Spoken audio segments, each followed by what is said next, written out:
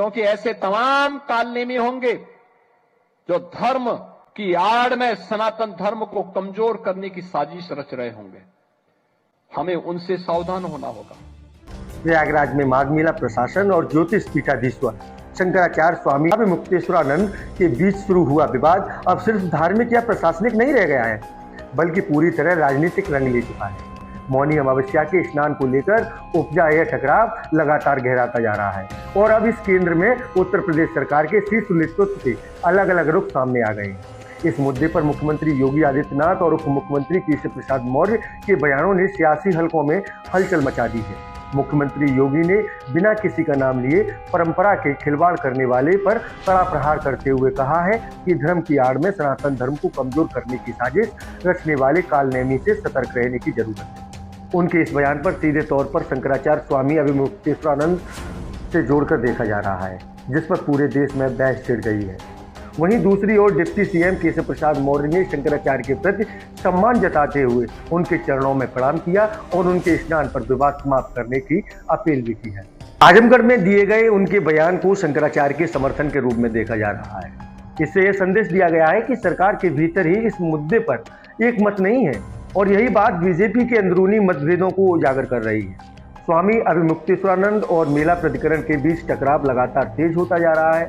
मेला प्रशासन की ओर से उन्हें अब तक 2 नोटिस जारी किए जा चुके हैं, जिनका जवाब भी दिया जा चुका है।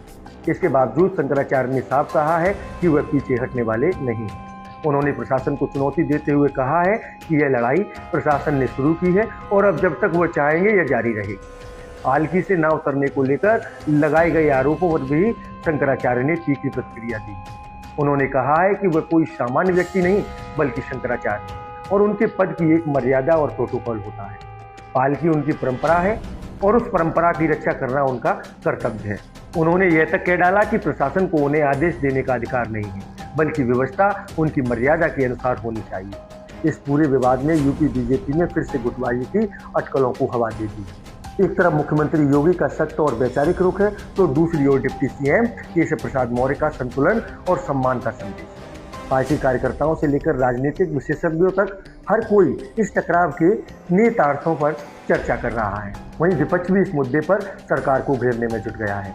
राज्यसभा सांसद प्रियंका चतुर्वेदी ने मुख्यमंत्री की भाषा पर सवाल उठाए हुए यह कह दिया कि यह मुख्यमंत्री द्वारा शंकराचार्य के लिए इस तरह के शब्दों का इस्तेमाल दुर्भाग्यपूर्ण है और यह धर्म के लिए भी खतरनाक संकेत है।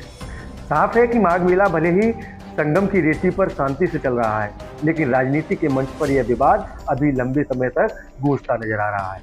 फिलहाल मुद्दे पर आपकी क्या राय है, हमें कमेंट बॉक्स में जरूर बताएं। नमस्कार।